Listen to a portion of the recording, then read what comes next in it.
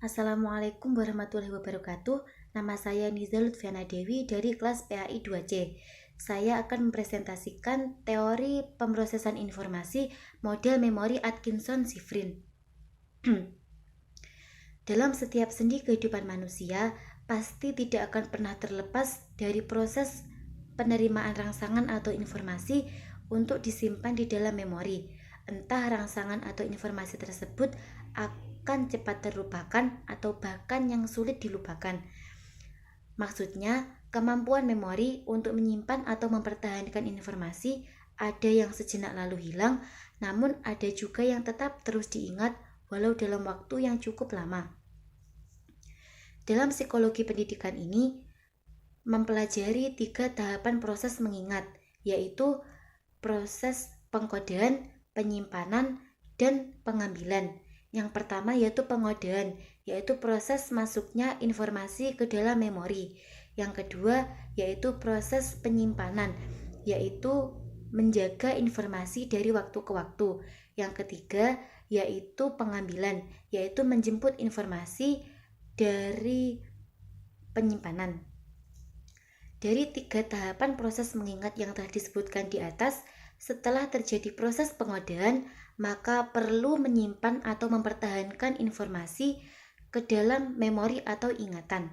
Ada 3 jenis memori atau ingatan berdasarkan rentang waktunya. Yang pertama yaitu memori sensorik, yang kedua memori jangka pendek, dan yang ketiga yaitu memori jangka panjang. Memori sensorik yaitu menyimpan informasi atau rangsangan dalam bentuk sensorik asli yang dapat disimpan hanya sekejap atau sesaat saja. Yang kedua yaitu memori jangka pendek, yaitu sistem memori dengan kapasitas terbatas yang dapat mempertahankan informasi kurang lebih 30 detik. Yang ketiga yaitu memori jangka panjang, yaitu jenis memori yang menyimpan sejumlah besar informasi yang dapat dipertahankan dalam jangka waktu yang relatif permanen. Konsep 3 tahapan memori yang telah disebutkan di atas kemudian dikembangkan lagi oleh Richard Atkinson dan Richard Shiffrin. Menurut model memori Atkinson-Shiffrin, memori melibatkan urutan memori sensorik, memori jangka pendek, dan memori jangka panjang.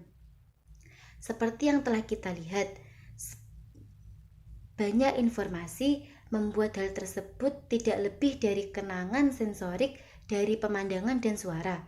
Informasi ini hanya dapat dipertahankan secara instan dan singkat. Namun, beberapa informasi yang diperhatikan dapat ditransfer ke memori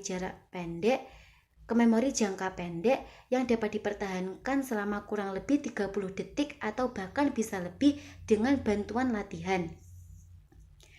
Atkinson-Shiffrin mengklaim bahwa memori atau informasi lama yang disimpan di dalam memori jarak pendek dapat masuk ke memori jangka panjang atau memiliki kesempatan besar untuk masuk ke memori jangka panjang dengan bantuan latihan.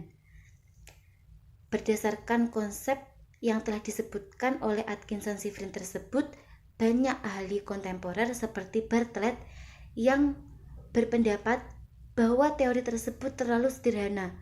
Namun, teori tersebut sudah dapat memberikan gambaran dari beberapa komponen memori. Sekian yang dapat saya sampaikan, kurang lebihnya mohon maaf. Wassalamualaikum warahmatullahi wabarakatuh.